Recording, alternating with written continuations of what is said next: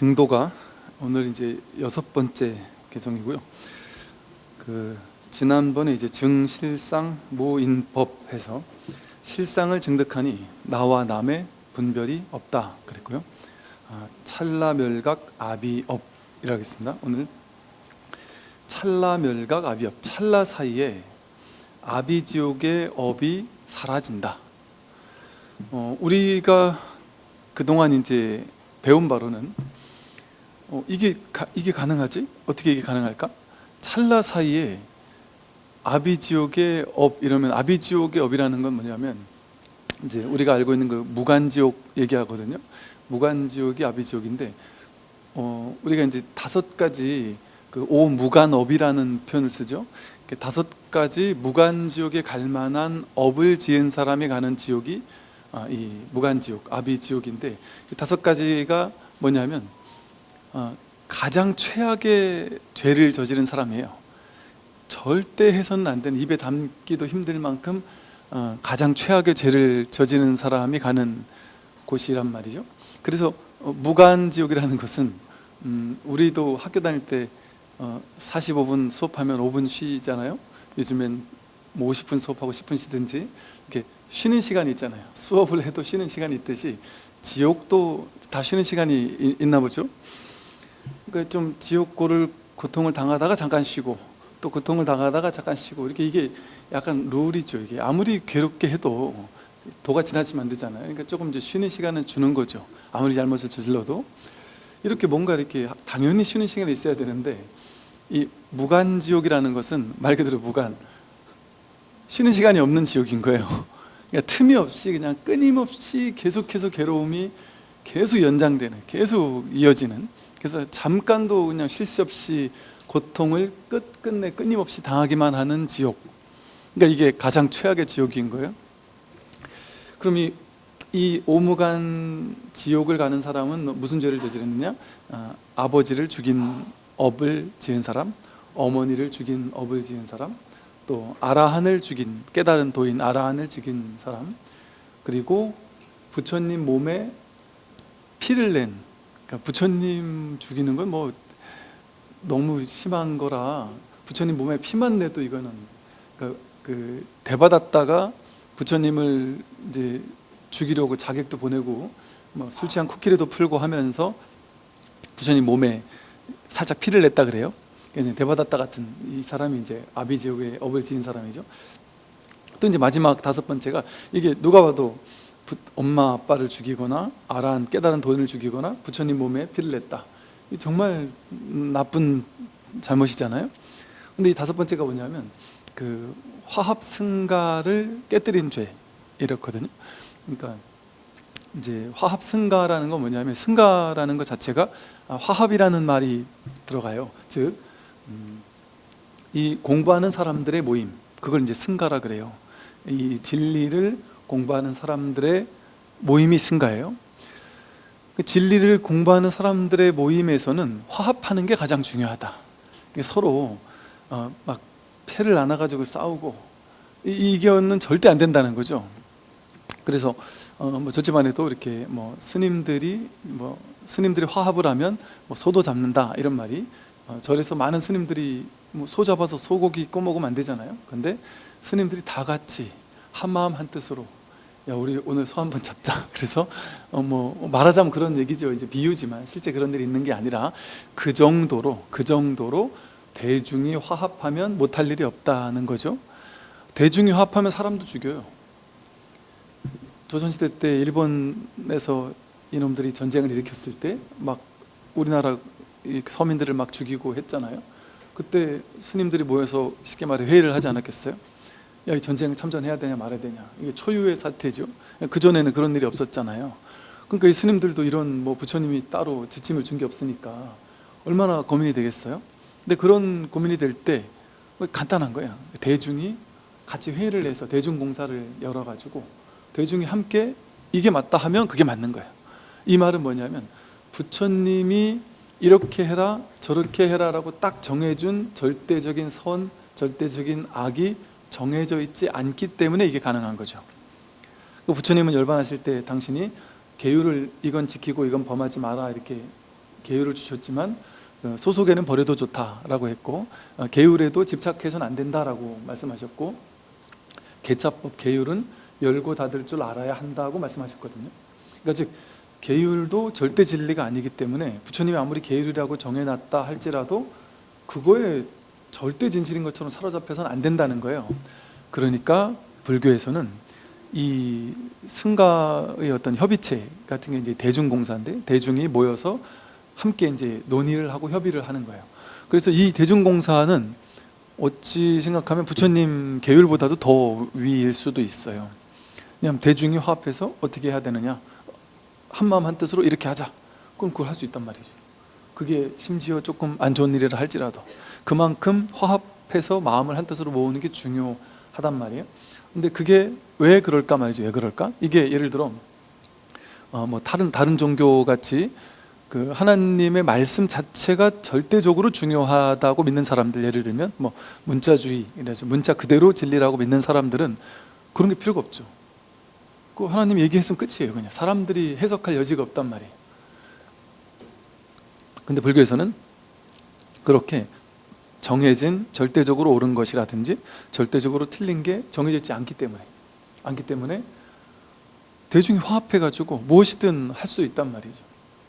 그래서 이렇게 대중의 화합을 깨는 것이 가장 큰 잘못이다. 그것은 진리를 깨뜨리는 것과 똑같거든요. 대중들이 함께 진리의 길을 가고 있는데 그 진리의 모임을 깨뜨리는 거예요. 그러니까 이게 진리의 모임을 깨뜨리는 죄가 얼마나 큰 죄겠어요. 사실 사람 죽이고 살리고 하는 것도 중요한 큰 죄지만 그거 못지않은 죄가 사실은 이 진리의 모임을 깨뜨리는 죄일 거예요. 왜냐하면 사람이 죽고 사는 일은 모양의 세계잖아요. 생사의 세계, 생사법, 생겨나고 사라지는 모양의 세계란 말이죠. 그러니까 꿈과도 같아서 꿈속에서 누가 태어나기도 하고 죽기도 하듯이 사람이 죽고 사는 일도 사실은 모양의 세계란 말이에요. 그러니까 뭐랄까 그렇게 중요한 게 아닐 수 있어요. 그런데 부처님께서 출가를 하신 것은 언뜻 보면 부모님도 버리고 나라도 버리고, 나라의 왕이 돼야 되는데 이렇게 똑똑한 사람이 태어났으니 그 사람이 왕을 해가지고 나라를 잘 읽어야 되는데 나라도 버리고 갔단 말이에요. 그러니까 이 석가족 사람들은 부처님 원망할 만하죠. 도대체 이 나라가 나라보다 더 중요한 게 어디 있느냐. 모든 가족 친지들이 전쟁이 나서 다 죽어갔단 말이죠, 결국에는. 그럼에도 불구하고 부처님은 출가를 했단 말이에요. 그러면 언뜻 보면 지는 지 혼자 출가해가지고 자기 행복을 얻으려고 출가해서 국가를 버렸다, 이렇게 생각할 수도 있잖아요, 일반적으로 보기에는. 그런데 그걸 가지고 우리가 그렇게 생각하지 않고 2500년이 흐르도록 지금까지 우리가 부처님 가르침을 따르는 이유가 뭐겠어요?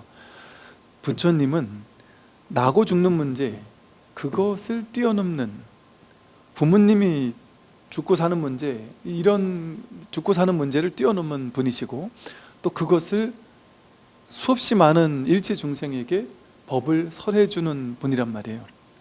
그래서 이 세간에서 가장 중요한 계율, 규칙, 도덕, 법, 이것도 중요하지만 그것보다 더 중요한 게 이 법에 대한, 법을 흐트리지 않는 거예요. 2500년이나 됐는데도 불구하고 불법이, 부처님 가르침이 지금까지 이어와서 우리가 이렇게 부처님 법문을 들을 수 있잖아요. 이게 이 법의 모임이 흩어지지 않고 지금까지 이렇게 잘 이어왔기 때문이거든요. 그래서 사실은 언뜻 보면 중요한 오무간업 중에 4가지는 중요한 것 같은데 승가의 화합을 깨는 거야, 그거 가지고 여기에까지 넣었을까 싶지만, 이게 어찌 보면 어떤 그 진리의 모임, 이것을 깬 거기 때문에 상당히 큰 잘못이 될 수도 있다, 이렇게 얘기를 했단 말이에요. 그래서 이렇게 오무간업을 지은, 그러니까 업 가운데도 최악의 업을 지은 사람이에요. 우리가 이렇게 최근에 봤던 연쇄살인마 같은 사람들, 그런 사람들보다 더 큰 잘못이 오무간업이란 말이에요. 그러니까 상상할 수 없는 죄를 지은 사람이 있어요. 그런데 놀랍게도 그 사람의 업이 찰나 사이에 이 아비지옥의 업이 사라진다. 이게 가능하단 말이에요. 부처님 당시에 99명, 뭐 999명이라고 쓰인 것 같은데 아무리 생각해도 그걸 그렇게까지는 아닐 것 같고, 뭐 한 99명이 됐든 그렇게 많은 사람을 죽였던 앙굴리마라죠. 예, 앙굴리마라를 부처님이 찾아가서 앙굴리마라를 교화시켜 가지고 부처님 제자로 받아서 데리고 왔어요, 승가로.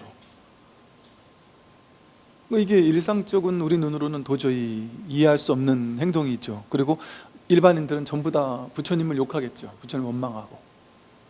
근데 그게 왜 가능했을까요? 다른 어떤 단체에도 그런 사람을 잡아다가 내 제자로 키우겠다 이렇게 하는 사람 없을 거예요. 왜? 대중이 욕먹을 게 뻔하니까. 그리고 그 죄업은 작은 죄업이라서 데리고 와가지고 좀 죄의 업장을 소멸시켜서 이 사람을 내가 키우겠다 이렇게 할 수 있겠죠. 근데 너무 큰 업을 지은 사람은 도저히 감당 불가하지 않을까요?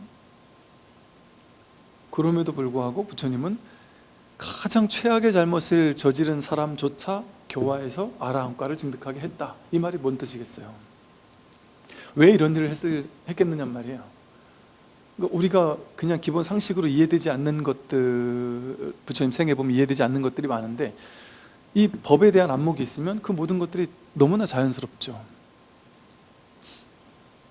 그게 가능한 이유가 그런 큰 범죄를 저질렀지만 그런 큰 범죄를 저지른 바가 없기 때문이고, 또 그런 큰 범죄를 저지른 아비지옥에 갈 만한 그 업이 찰나지간에 소멸되기 때문에 그렇습니다. 찰나지간, 이건 도노법이거든요. 이 깨달음이라는 건 도노예요, 도노. 뭘로 깨닫는 거라는 얘기가 뭐냐면, 뭘로 깨닫는다라는 건 뭐냐면 일초즉이 멸해지라는 말이 있잖아요. 문득 이렇게 본문을 듣다가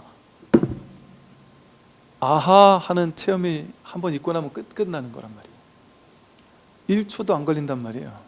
곧바로 1초 순간 직입 곧바로 들어간다. 어디? 열애의 지혜로 곧바로 들어간다. 이런단 말이에요. 곧장 들어가는 거예요. 곧장. 여러분이 1초 직입 서울대 가능합니까? 1초 직입 국가대표 불가능하단 말이에요. 한 방에 내가 뭐 최고 가는 갑부가 된다. 불가능해요. 갑자기 막 건강 아파서 죽을 것 같은 사람이 그 다음날 갑자기 낫는다. 불가능하단 말이에요. 현실에서는 불가해요. 1초 직입 열애지 뭐가 됐든 1초 직입이 불가능해요. 현실에서는. 인과 응보의 세계이기 때문에, 현실 세계는 인연 따라 생겨나고 사라지는 세계이기 때문에 열심히 유의 업을 지어서, 좋은 업을 지어서 갈고 닦으면 좋은 과보를 받게 되고, 나쁜 업을 지은 게 있으면 나쁜 업장을 계속해서 꾸준하게 소멸시켜야만 그 업이 좋은 업으로 바뀌고, 이게 인과응보의 법칙이 이 세상을 지배하는 법칙이란 말이에요. 우리 세상에 이걸 불교에서 사법계래요. 이제 사법계, 이법계라는 표현이 있잖아요. 법화경에 보면 사법계는 이제 현실 생활, 이 현실 생활을 얘기를 해요. 그리고 이법계, 이치, 진리의 세계를 얘기한단 말이에요. 현실 생활에 나름의 법칙이 있단 말이에요. 법이 있단 말이에요. 그 현실 생활의 법에서는 인과법이에요. 원인을 제공해서 결과를 얻는 법이에요. 열심히 수행해야 그 수행의 결과를 얻어요. 삼매 체험하는 것도 열심히 선정을 갈고 닦아야 삼매를 얻는 거예요. 사법계의 선정은. 그런데 이 선에서 말하는 선정은 이법계의 선정이란 말이에요. 문득 이 법을 확인했을 때 곧바로 선정이란 말이에요. 곧바로 선정이 아니라 본래부터 선정이었구나, 한 번도 선정이 깨진 적이 없었구나 하는 선정이에요. 그러니까 이제 보통 우리 이 서원을 공부하는 스님들이나 초기 불교를 공부하는 스님들이나 이제 뭐 이런 다양한 스님들이 토론을 하고 싶어도 그 토론이 안 된다 이렇게 얘기를 하면서 하는 말이 뭐냐면, 일단 정의부터가 다르다. 그 정의를 같이 규정해 놓고 나서 토론이 될똥말똥한데 정의부터가 다르다 이렇게 얘기를 한단 말이죠. 그 얘기를 왜 하겠어요? 그분들 생각에는 당연히 당신들 생각에서의 선정은 뭐냐면 열심히 갈고 닦아서 참선을 하고 좌선을 하고 마음을 관하고 어디 하나에 집중하고, 그래서 그 결과 일어나는 고요함에 들어가는 입정, 고요함에 딱 들어가는 상태, 그걸 선정이라고, 원인과 결과의 법칙성 속에서의 선정, 그러니까 사법계의 선정이란 말이에요. 그들의 정의는. 그런데 그분들 생각에는 이해가 안 되는 거예요. 선사 스님들은 본래 선정인데 뭘 들어가고 나갈 게 있느냐, 이렇게 얘기하니까 정의가 다르잖아요. 우리에게 정의는 열심히 갈고 닦아서 그 결과 이런 노력을 오래오래 하면 이런 산매에 든다. 이게 우리의 선정의 정의인데 저 집안에서 도대체 뭐가 선정이길래 저렇게 늘 선정이라고 하는 거지? 이해를 할 수가 없단 말이죠. 그러니까 이게 토론이 안 되는 거예요. 개념 자체의 정의가 다르니까. 근데 그게 이런 차이예요. 이 현실 세계의 법칙에서는 우리가 살고 있는 이 현실이죠. 이 현실은 무조건 인과법이고 업보의 법칙에 저촉이 돼요. 우리가 잘 살려면 신구의 삼업을 가지고 계정의 삼악을 닦아가지고 신구의 삼업을 선업으로 바꿔나가거나, 혹은 탐진치 삼독을 가지고 신구의 삼업을 악업을 막 계속 짓거나, 이렇게 선업을 짓거나 악업을 짓느냐에 따라서 선업을 많이 지은 사람은 선의 과보를 받고 악업이 많은 사람은 악의 과보를 받죠. 그래서 그 업이 쌓이죠. 자기가 지금까지 살면서 몇십 년 동안 살아오면서 말하고 생각하고 행동했던 모든 것들이 업이 되어서, 삶의 경험이 업이 되어서 그 업이 쌓이고 쌓이고 쌓인단 말이에요. 그게 이제 업장이라 그래요. 업이 장애를 가져와요. 내가 부정적인 업을 많이 지은 사람은 나쁜 생각하고 욕하고 행동도 나쁜 행동을 하고 많이 반복하는 사람은 내가 더 이상 그러고 싶지 않아도 나도 모르게 자동 반사적으로 악업이, 욕하는 것이, 나쁜 생각하는 것이 자동 반사적으로 툭툭 튀어나온단 말이에요. 내가 걷잡을 수가 없어요. 그러니까 우울한 사람들이 우울한 생각을 떨쳐버릴 수가 없어요. 아니 이거 하지 마세요라는 말이 의미가 없죠. 우울한 생각 하지 마세요 이러면 안 해집니까? 그렇게 안 되죠. 아니 저도 우울한 생각 하기 싫어요. 그런데 계속 우울한데 어떡합니까? 빠져나가기 힘든 늪과 같단 말이에요. 이게 감옥에 갇힌 것과 같아요. 업장에 갇히는 것은. 그래서 업이 장애가 된단 말이죠. 그러니까 업장에 콱 들어차가지고 그 감옥에 갇혀서, 업장이라는 감옥에 갇혀서 한 발도 빠져나지 못하는 사람들을 종종 우리는 보게 되죠.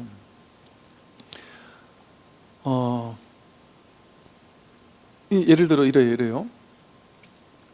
이 마음 공부를 하고는 싶기는 한데 나는 그냥 습관적으로 항상 부정적인 생각이 일어나고, 항상 우울하고, 항상 괴롭고, 항상 생각이 나를 지배하고, 그 생각이 일어나면 부정적인 생각이 자꾸 올라오면서 부정적인 생각을 떨칠래야 떨칠 수조차 없습니다.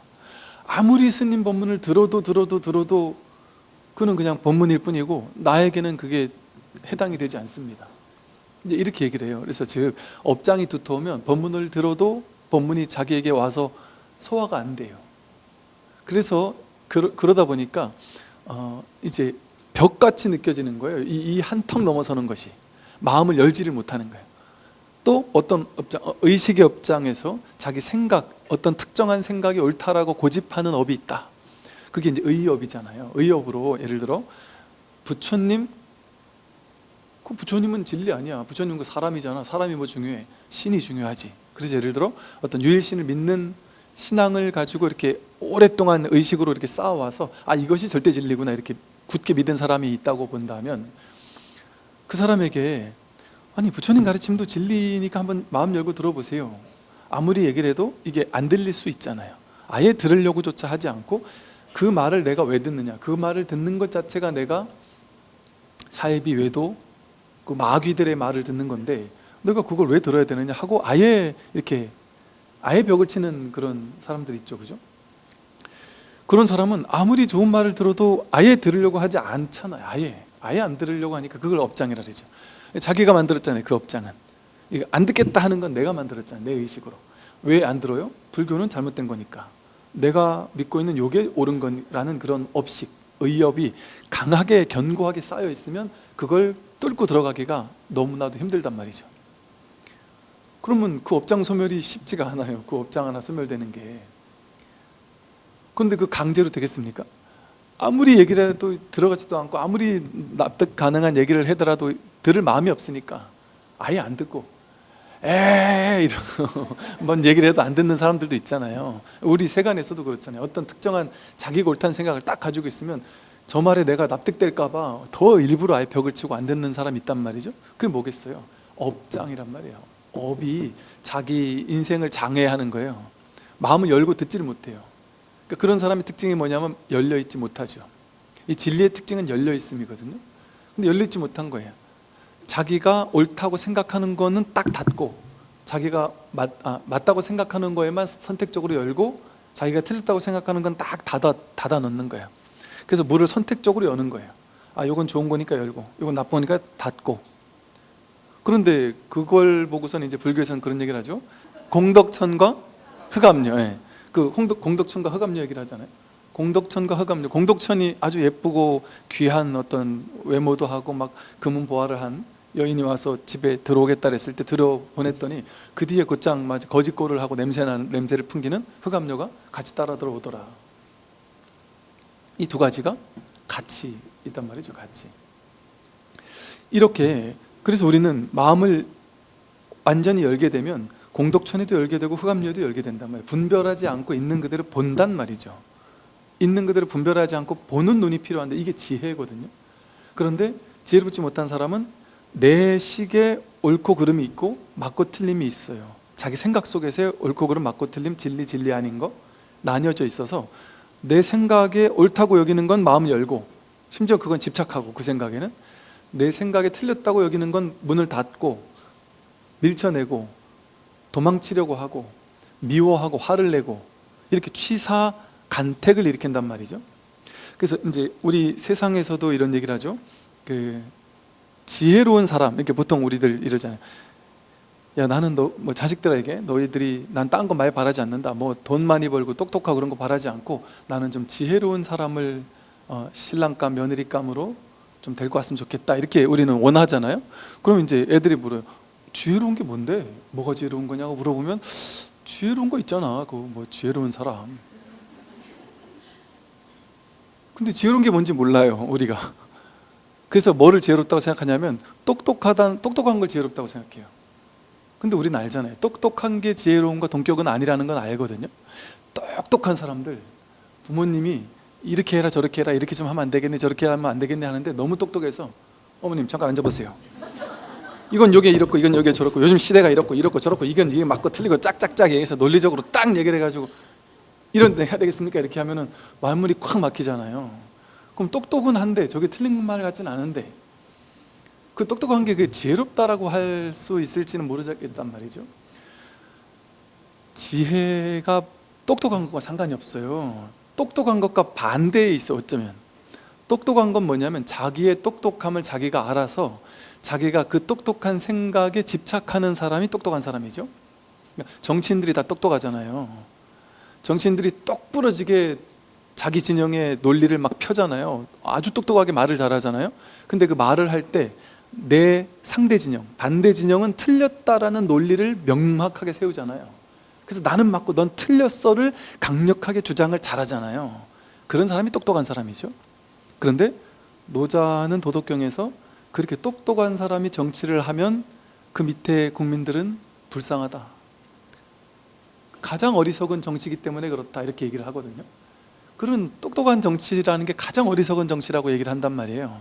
그래서 진짜 지혜로운 정치는 있는 듯 없는 듯, 있는지도 모르고 없는지도 모르는 무위의 정치인이라는 표현을 이렇게 쓰거든요. 그러니까 그게 무슨 말이냐면 지혜로운 사람은 부처님과 같아서 이 세상에 절대적으로 옳은 것도 없고 절대적으로 틀린 것도 없다라는 사실에 깨어 있는 거예요. 인연 따라 상대적으로 옳을 수도 있고 상대적으로 틀릴 수도 있기 때문에 인연 따라 이렇게 얘기할 수도 있고 저렇게 얘기할 수도 있지만, 즉 분별할 줄은 알지만 분별하는 어떤 것에도 절대적으로 집착하지는 않는 상태, 그게 지혜로운 상태입니다. 그러면 지혜는 뭐냐면 바보 같아요. 노자 도덕경에도 보면 세상 사람들은 다 똑똑해가지고 이게 좋고 저게 싫고 이렇게 다 알고 다 똑똑한데 나 혼자 바보 같구나, 뭐 이런 식의 표현이 나온단 말이에요. 그 바보 같다라는 게 뭐냐면 일반인들이 보기엔 바보 같을 수 있어요. 똑부러지게 이게 맞는지 틀린지 답을 못하니까, 인연 따라 다르니까. 절대적으로 내 생각은 이거다, 내 생각은 저거다, 나의 주의 주장은 이거다, 이렇게 딱 정해서 이게 진리야라고 내세우는 게 없단 말이죠, 이 지혜로운 사람은. 그러나 바보는 아니에요. 모든 인연에서 인연 따라서 어떻게 지혜롭게 행동해야 될지를 명확하게 알고 있어요. 그 누구보다도 선택 지혜롭게 선택을 내리는 방법을 알아요. 근데 그 선택이 고집과 집착에 입각한 선택이 아니에요. 자기 머리로 옳고 그르고가 뭔지를 아는 데서 오는 선택이 아니란 말이에요. 모름에서 오는 선택입니다. 모름이 지혜잖아요. 안다는 거는 그 어리석은 사람이잖아요. 내가 내 인생에 두 갈래 길이 있을 때 이 길로 가야 되는지 저 길로 가야 되는지를 압니까 모릅니까? 우린 몰라요. 내가 아프면 어떤 사람은 병원 가라래고 어떤 사람은 한의원 가라랬는데 내가 여기를 가야 될지 저기 가야 될지 모른단 말이에요. 우리는 대충 생각하는 거지. 또 이 병원 가는 게 좋은지 저 병원 가는 게 좋은지 모를 수 있단 말이에요. 이렇게 치료해야 되는지 저렇게 치료해야 되는지를 모를 수 있어요. 동일한 한 가지를 가지고 어떤 사람은 좋다고 하고 어떤 사람은 싫다고 할 수도 있어요. A라는 직업을 가지는 게 모두에게 좋다, 우리는 그렇게 생각하잖아요. 뭐 대기업 가는 건 무조건 좋아 이렇게 생각하잖아요. 그게 말이 안 되잖아요. 어떤 사람에겐 대기업이 맞을 수도 있고 어떤 사람은 대기업이 안 맞을 수도 있죠. 그러니까 내가 대기업이 맞는지 안 맞는지는 모르는 거죠. 제가 옛날에 많이 한 비유가, 옛날에 뭐 초등학생, 중학생 때부터 외국에 유학을 보낸다는 거죠. 그게 좋으냐 안 좋은 거냐, 그 답을 내릴 수 없는 거죠. 수많은 경우의 수가 있을 수 있고 우리 아이니까 그 경우의 수 중에 어느 쪽인지 알 수 없단 말이에요. 왜 그럴까요? 무궁무진한 연기가 어떻게 펼쳐질지 모르니까. 저 학교로 유학을 가면 무조건 좋아라고 생각은 하지만 그 학교로 유학을 갔는데 그 뭐 친구 중에 하나가 아주 질이 안 좋은 애를 만나가지고 얘가 잘못될 수도 있죠. 어쩌면 꼭 그런 게 아니더라도 거기서 뭐 이래저래 하다가 또 뭐 사고가 날 수도 있고, 무궁무진한 연기적 관계성을 우리는 다 볼 수 없단 말이에요. 그러니까 이 길로 가는 게 좋은 건지 저 길로 가는 게 좋은 건지를 우리는 몰라요. 모른다라는 걸 인정하는 게 지혜의 시작입니다. 모른다라는 걸 인정하고 하니까 고집 부리지 않죠. 내 생각에 집착하지 않죠. 반드시 너는 공부 잘해서 A 대학 가야 돼, A라는 대기업에 취직해야 돼, 너 B나 C 중소기업 같은 취직하면 넌 진짜 동네 창피야. 이거는 우리 생각일 수 있잖아요. 우리 생각이지 이 아이가 어디를 가야 진짜 더 얘 미래가 좋아질지는 모른단 말이에요. 모르면 어떻게 되겠어요? 고집 부리지 않겠죠. 그냥 엄마 아빠 생각에는 이 A라는 학교, A라는 회사 가는 게 좋을 것 같은데 이렇게 얘기를 할 수 있겠죠. 근데 집착은 안 하겠죠. 그러니까 내 견해는 이래. 근데 나도 잘은 몰라. 그러니까 참고해서 너가 알아서 잘해봐. 네가 네 인생 아는 건데 너 인생 너가 지혜롭게 잘 선택하는 거지. 그렇게 맡긴단 말이에요. 자식에게 맡기는 게 부처님께 맡기는 거예요. 자기 인생이잖아요. 그리고 나는 할 수 있는 최선은 다하는 거예요. 내가 할 수 있는 말은 해주는 거죠. 내 삶의 경험해 봤을 땐 이렇게 하는 게 좋을 것 같다. 그러나 그게 너에게도 통용되는지 나는 모른다. 그럼 아이들이 부담 없죠. 부모님에게 마음껏 상담할 수 있죠. 자기 고민 마음껏 얘기하죠. 왜? 우리 엄마 아빠는 내가 이 고민을 얘기해도 당신의 어떤 특정한 의견을 가지고 나에게 막 밀어붙이지 않는 분인 걸 아니까. 그러니까 너무 지혜롭잖아요, 부모님이. 그러니까 자식들이 마음껏 부모님께 그 어떤 말을 남들에게 못하는 것도 우리 부모님에게 얘기하면 정말 지혜로운 얘기를 해주셔. 그렇게 당연히 되겠죠. 그런데 제가 군에 오래 있었잖아요. 군 장병들 중에 아주 힘들어하는 친구들, 군에서 정말 이렇게 우리가 막 관심사병 이렇게 불렀던 친구들, 어찌어찌해서 그 부모님들하고 통화를 한 번씩 하게 될 일이 있어서 통화를 해보면 깜짝 놀라면서 막 분노를 하시거든요. 얘는 고등학교 때까지, 군대 가기 직전까지 한 번도 문제를 일으키지 않았고 아주 괜찮은 애였는데 군대 가서 애 배렸다. 군대가 잘못이거나 그 내무반에 있는 병사들 중에 누가 잘못했거나 간부 중에 누가 잘못한 게 분명합니다. 그놈이 누군지 알아봐 주세요. 이렇게 얘기를 한단 말이에요. 근데 그 내무반에 가서 다 물어보면 이 아이는 처음 왔을 때부터 너무 힘들어하고 너무 괴로워하고 너무 상처가 많고 이게 대인관계가 너무 안 좋았던 거죠. 근데 그 친구들한테 물어봐요. 야, 근데 너희 부모님은 너의 이런 모습을 너무 의아해 하더라. 어떻게 너의 이런 모습을 전혀 몰랐니? 이랬더니 제가 중학교 때인가 한번 이렇게 고민을 얘기를 했다가 엄청 막 무시무시하게 혼난 적이 있고 나서는 이분들한테는 말을 하면 안 되는 분인 거를 깨달았다는 거예요. 그래서 그때부터 밖에서 죽을 것 같이 괴로웠는데 집에 오면 씩 웃고 들어간다는 거예요. 엄마 아빠 더 이상 다른 말 안 하게 하려고. 말이 많아지면 분명히 또 뭐 단소리하고 뭐라고 하고 혼내고 이럴 거니까. 그러니까 그 숨겼다는 거죠. 이렇게 된단 말이에요. 나는 똑똑해서 알려준 거잖아요. 넌 이건 이렇게 해야 되고 저건 저렇게 해야 돼. 똑똑해서 알려준 건데 그는 똑똑한 거지 지혜로운 건 아닐 수도 있죠. 그 생각에 과도하게 고집하게 되면. 그래서 지혜로운 사람은 마음이 열려 있어서 모든 사람의 어떤 말도 열린 마음으로 들어줘요. 들어주고 나서 그것을 인연 따라, 상황 따라 이럴 땐 이렇게도 해주고 또 저럴 땐 저렇게도 해주고 융통성이 있고 열린 마음으로 그 상황에 따라서 그때그때 결론이 다를 수도 있죠. 답을 다르게 내릴 수도 있고. 그게 맞잖아요. 어떻게 정해진 정답이라는 게 있을 수 있겠습니까? 삶에. 이렇게 우리가 이제 오해하기 쉬운 거거든요. 똑똑한 게 지혜로운 거다 아니라 똑똑하지 않은 게 지혜로운 거예요. 모르는 게 지혜로운 거예요. 오직 모를 뿐이라는 이 진실에 마음을 열고 있는 게 그게 정말 지혜로운 거고, 그 지혜로운 사람은 집착 없는 사람이 지혜로운 사람이에요. 어디에도 과도하게 집착하지 않고 유연하면서 좀 열려있는 그런 사람이 지혜로운 사람이에요. 그 지혜로운 사람 앞에 가면 우리가 되게 편안해져요. 내가 욕먹지 않겠구나, 이 사람한테 판단당하지 않겠구나, 뭔가 그 사람 앞에 가서 뭔가를 막 끄집어내도 다 받아줄 것 같아요. 나를 판단하지 않으니까, 있는 그대로 바라봐 주니까.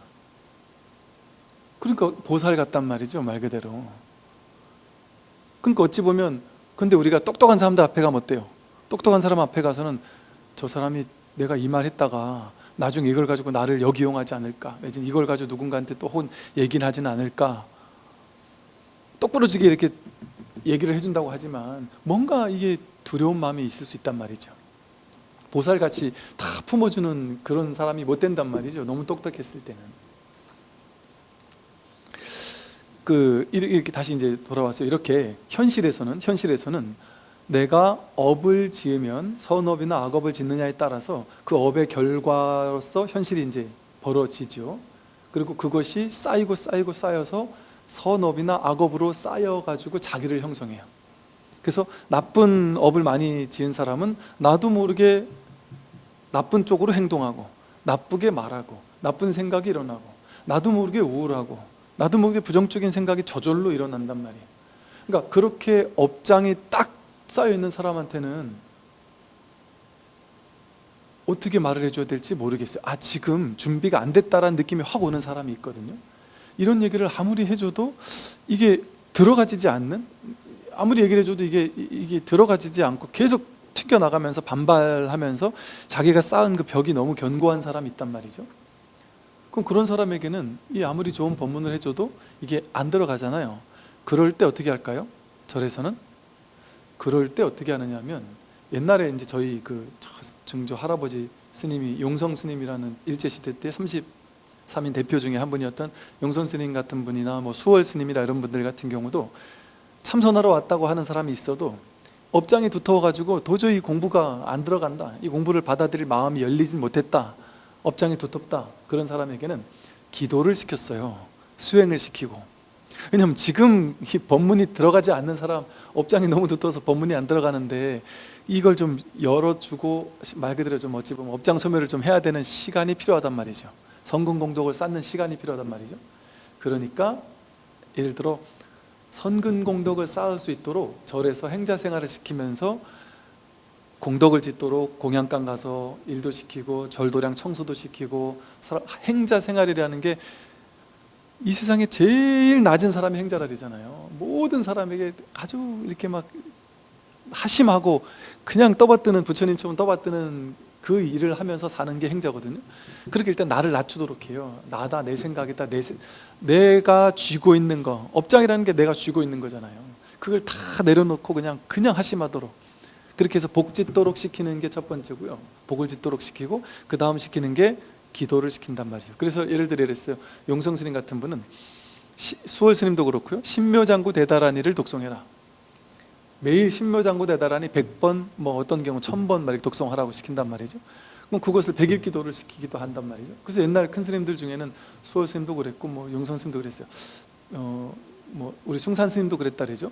신묘장구대다라니 100일 기도를 하면서 진짜 몇십 일, 뭐 60일, 70일, 80일이 지나갔을 때 뭔가 나름의 체험들을 한단 말이에요.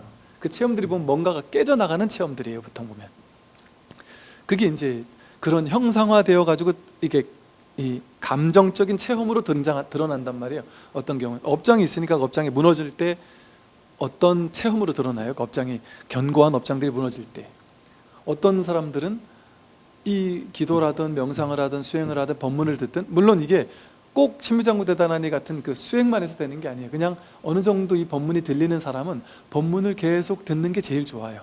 따로 기도할 필요 없이.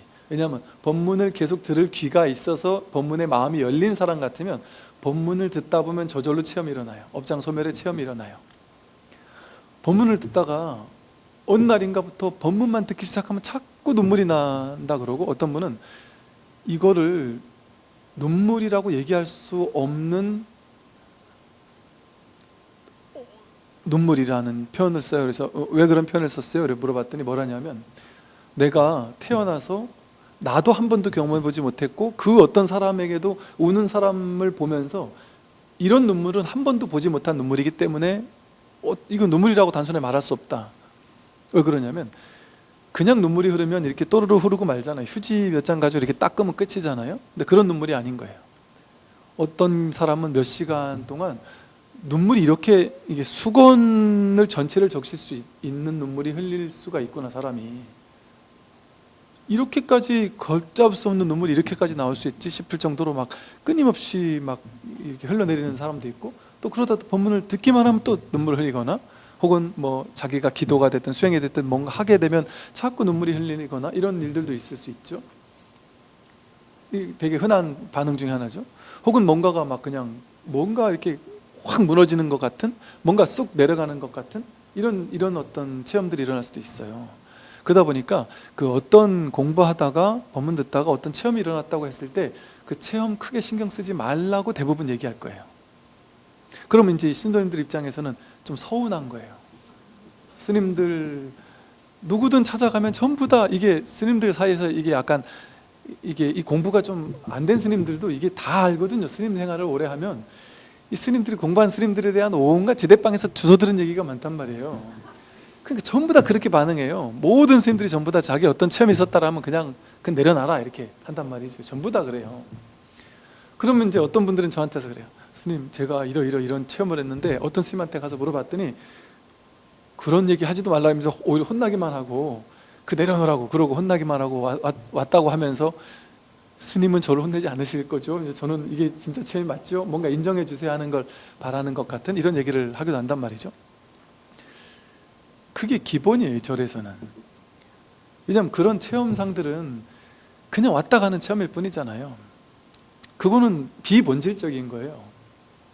그리고 또 그것이 이 사람이 업장이 무너지는 데서 오는 체험, 내지는 어떤 뭐 선정 체험, 신비 체험, 뭐 삼매 체험 이런 종류의 왔다 가는 그런 체험일 수 있을 확률이 높아요, 보통은 초심자들은. 그리고 이게 이 자기 본성을 확인한 체험인지 아닌지에 대해서 명확히 알 수 없을 수도 있단 말이에요. 또 이 법문을 우리 같은 경우는 계속 듣다 보니까 그 체험을 했다 그래요. 그래서 그러면 지금 그 체험이 지금 있습니까 하면은 지금 없대요. 근데 지금 이 체험이지 그 체험 아니죠. 그건 간 거죠. 지금 이 체험이지 이러면 대부분은 그렇죠 이렇게 얘기를 해요. 그래서 저는 그게 다 진짜인 줄 알았어요. 나중에 보니까 그렇지라고 본인이 말은 했어요. 들은 게 있으니까. 대충 머리로 알 것 같으니까 그렇죠 이렇게 얘기는 했대요. 그때 스님, 제가 맞다고 얘기를 했는데 그게 아닌 것 같아요. 이렇게 얘기를 하는 한 사람도 있단 말이죠. 그러니까 이걸 어디 가서 이렇게 뭐랄까, 이게 맞느냐 틀리느냐 이렇게 뭔가 확인 받아가지고 야, 나 맞대 이래가지고 막 도반달 자랑도 하고 그럴 필요 없단 말이죠. 맞고 틀리고 그게 중요한 게 아니에요. 이 법은 법이 아니라 그러잖아요. 무법이라 그러잖아요. 무법가설. 법이 아닌 것을 설하는 게 법이거든요. 그러니까 법이랄 게 따로 없어요. 법을 깨닫는 데 있어서는 진짜 공부는 뭐냐면, 법이라는 건 저 깨달음의 자리까지 가는 데 있어서 중간 기착지 같은 그 화성의 비유라 그러잖아요. 이 화성이에요. 화성은 뭐예요? 가짜 성이잖아요. 가짜 성. 견성이라는 것도 가짜성이란 말이에요. 가짜로 임시로 만든 기착지란 말이에요. 중간 기착지. 그러니까 견성이라는 게 실체가 있는 뭔가가 아니에요.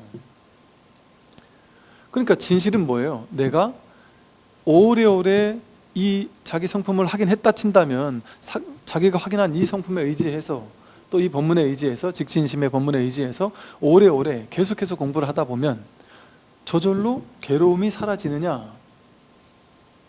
늙고 병들고 죽는다 할지라도 그것이 큰 문제가 없는 게 점점 명확해지느냐? 세상에 열심히 살고 내가 뭐 호불호가 있죠. 호불호는 있지만 어디에도 과도하게 집착하는 게 없고 이래도 괜찮고 저래도 괜찮고 저절로 내맡겨지느냐?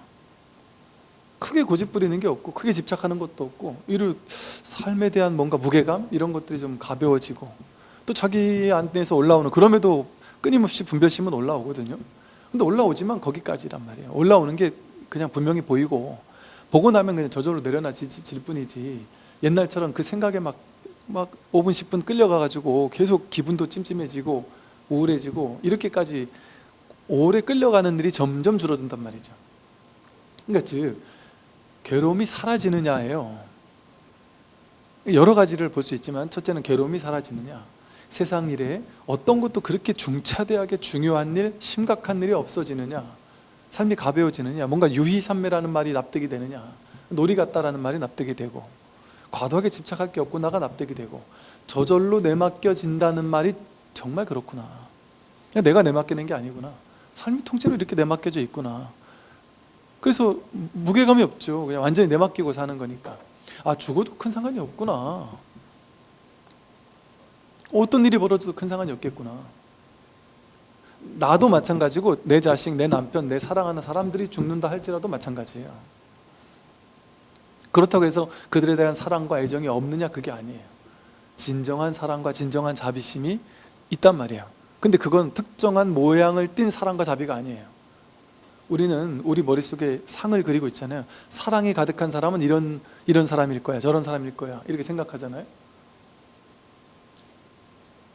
이렇게 상담하러 왔을 때 야, 이분은 그냥 얘기해가지고는 안 되겠구나라는 느낌이 있는 사람이 있거든요.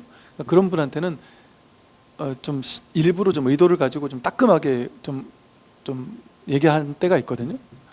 또 이게 이거 안 되겠는데 싶은 경우에는 아주 냉정하게 그냥 딱 화를 내는 것처럼 뭔가 딱 아주 이런 경우도 있거든요. 그러면 이제 그분들은 되게 당황을 해요. 스님이라는 분이 이러셔도 됩니까? 그리고 스님 이미지가 지금 제가 여태까지 스님을 아는 이미지는 법문할 때 보면 맨날 목소리도 정말 자비로운 것 같고 법문할 때도 항상 이렇게 웃으면서 이렇게 그렇게 해놓고 이렇게 나한테 이렇게까지 다른 모습을 볼 수 있습니까? 이런 식으로 얘기하는 분들이 계세요. 그분들은 자비는 이런 거야. 자비로운 스님은 이렇게 해야 되는 사람이야. 이런 식으로 자기가 정해놓은 그 스님을, 그러니까 스님, 제가 스님을 만나려고 제가 몇 년을 고생하다가 겨우 찾아왔습니다 이렇게 얘기를 한단 말이에요. 근데 그분은 저를 찾아온 게 아닌 거예요. 듣고 싶은 법문을 들으려고 온 게 아닌 거예요. 자기 생각 속에 만들어 놓은 법상스님에 대한 이미지, 그걸 찾아온 거예요. 그러니까 고사님 지금 잘못 왔다, 법상스님 찾아서 잘못 왔다, 여기 대원정사로 오는 게 아니다. 뭔 소리입니까? 그래서 그 법상스님은 여기 있는 이게 아니고 그 법상스님은 보살님 머릿속에 들어있다. 마음으로 이미지로 그림 그려놓은 법상스님이라는 상을 쫓아온 거 아니냐. 그런 사람을 찾아가는 거 아니냐. 그런 사람 찾아가 봐라. 평생 찾아면 어디에 있는가. 다 그렇거든요. 자기 생각으로 만든 이미지 상에 갇혀 있단 말이죠. 이렇게 뭔가 이렇게 업장, 업식, 업의 경향성, 어떤 패턴 이런 것들에 우리는 또 고집을 하잖아요. 이래야 돼, 저래야 돼. 화나는 이유가 뭐예요? 내가 뜻하는 바대로 안 될 때 화가 나잖아요. 그러니까 우리가 화가 난다라는 것은 딱 명확한 거예요. 어디에 집착하고 있구나 하는 거예요. 어떤 생각에 집착하고 있는 거예요. 그러니까 탐진치 삼독이에요. 화난다라는 것은 탐심이 있는 거예요. 어떤 화낼 이유가 아무것도 없어 이 세상에는. 근데 어떤 것만, 어떤 버튼만 누르면 내가 화를 내거나 이런 게 있잖아요. 그러니까 그 부분에 내가 사로잡혀 있는 거예요. 집착하고 있단 말이죠. 특정한 생각일 수도 있고 어떤 이미지일 수도 있고. 그리고 또 그게 또 치심일 듯하고, 탐심, 진심, 치심이 같이 있단 말이죠. 그래서 이렇게 탐진지 삼독과 그걸로 인한 업의 경향성, 특정한 어떤 자기 성격적 경향성 같은 거 있잖아요. 내가 도저히 받아들이지 못하는 게 있잖아요. 살다 보면 내가 나는 다른 건 다 받아들여도 절대 그건 못 받아들이겠어 이런 사람 있잖아요.